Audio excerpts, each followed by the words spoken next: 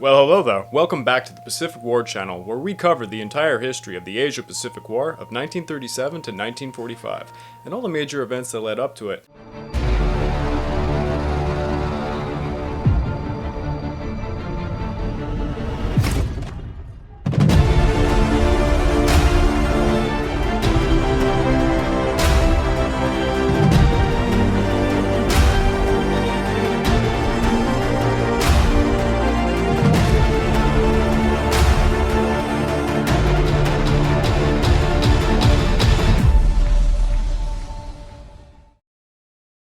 Today, we are slashing into the Boshin War of 1868 to 1869.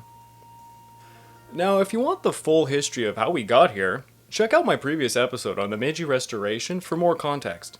But here's a quick summary.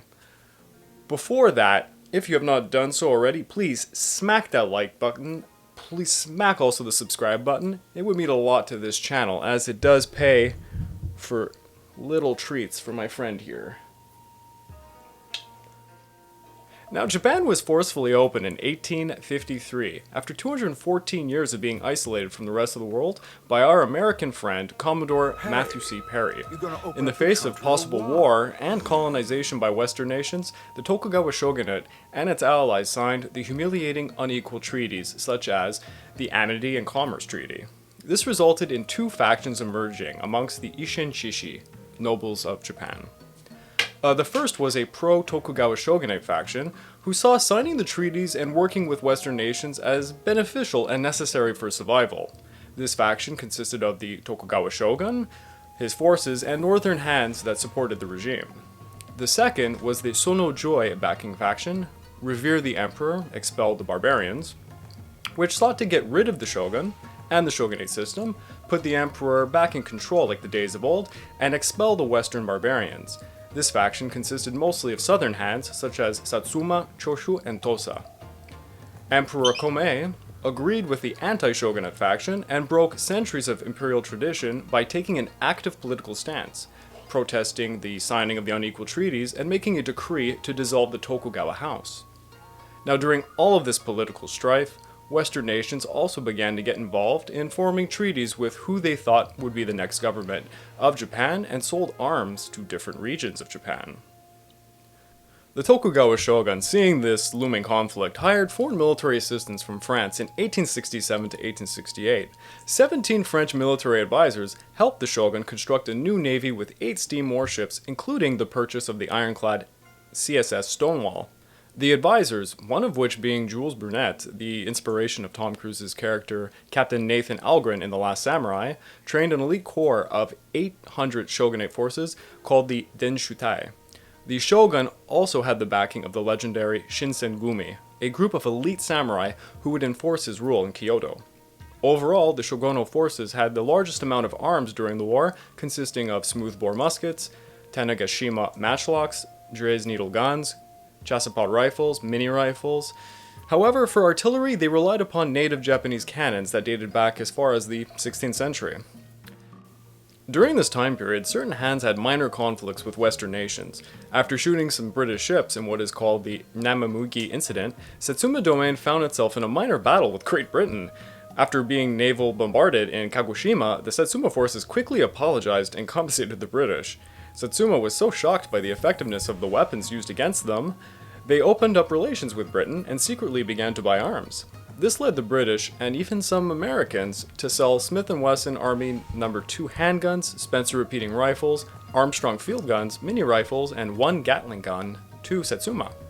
Satsuma and the anti-shogunate hands had a variety of weapons similar to the shogunal forces, but less of them. However, hands like Satsuma got their hands on artillery weapons such as the Armstrong field guns, which the shogunal forces did not have, and this would prove to be a critical part of the upcoming war. In 1866, both the Tokugawa shogun Iemochi and Emperor Komei die, and are succeeded by Tokugawa Yoshinobu and Emperor Meiji.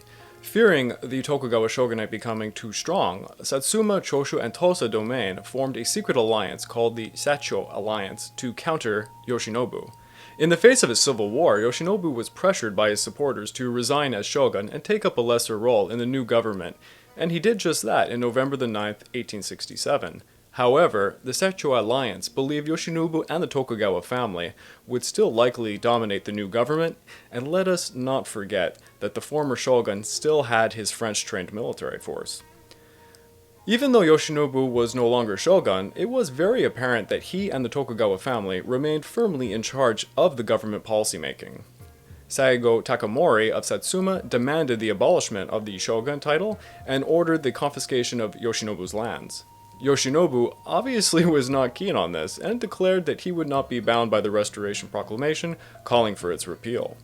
Then on January the 24th, he led his forces to march on Kyoto, which was being occupied by Satsuma and Chōshū forces. The shogunate and anti-shogunate forces fell into street fighting, and both sides burnt Yoshinobu and Saigo Takamori, that would be the Tokugawa and Satsuma's residences, to the ground. Yoshinobu then fled, sailing to Osaka, with his forces vowing to defeat the rebel Satchō Alliance and rescue the emperor from them. On January the 27th, Yoshinobu sent his force of 15,000 from Osaka to take control of Kyoto, which was being occupied by 5,000 troops of Satsuma and Chōshū. The shogunate vanguard of 2,500 troops make it to Koyeda Bridge in Toba, where they find a Satsuma force of 900 armed men with mini rifles, 4 cannons, and a Gatling gun. The front line of the vanguard was armed with pike and sword, bearing men of the Mima Waragumi and Ainzu, with 2 battalions of riflemen in the rear whose ammunition was still in their gun belts. They assumed they could walk by peacefully, but when they asked for permission to do so, the Satsuma forces began to open fire on them with one of the 4 cannons they had, and this was the first official fire of the Boshin War. The cannon shell exploded, knocking down a shogunate officer named Takigawa Tomotaka. The commander of the force, Sasaki Tadashiburo, ordered the men to charge the entrenched Satsuma forces, and the pike and sword bearers charged at mini rifle armed Satsuma men, which were simply gunned down en masse, and the riflemen in the back that I was mentioning before were just beginning to load up their weapons. Then the Gatling gun devastated the shogunal forces, forcing them to retreat, and they lit fires as they ran away. At the same time, at Bongo-bashi Bridge in Fushimi, another shogunal force finds an entrenched Satsuma and Chōshū force.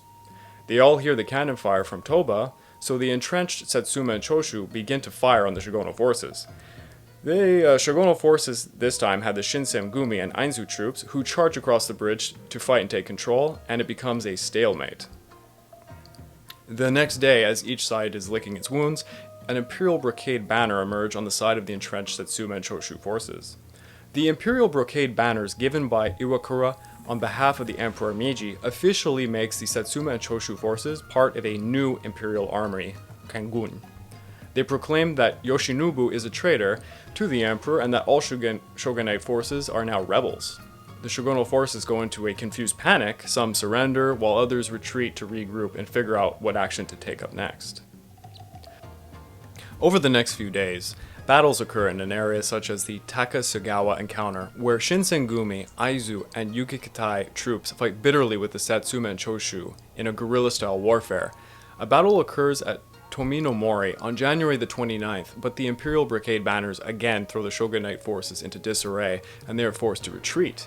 A naval battle at Awa occurs where the shogunal navy defeats the Satsuma navy, yet all of this amounted to the new imperial forces taking more ground each day, consolidating their hold over the mainland of Japan.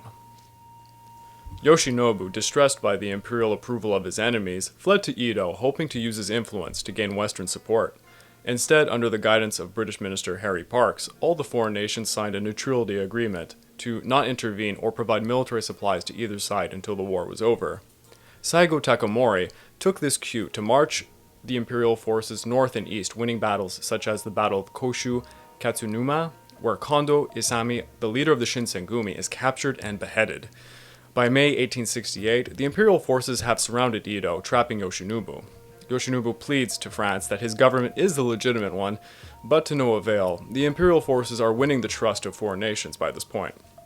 Katsu Kaishu, the shogunal army minister, begins to negotiate the surrender, while some forces continue the fight.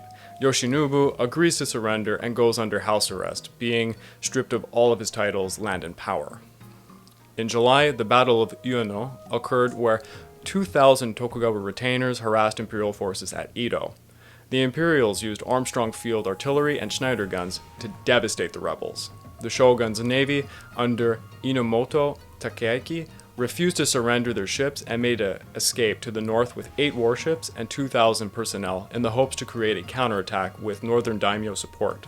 Surprisingly, Jules Brunet and a few colleagues formally resigned from the French army and accompanied the rebels north.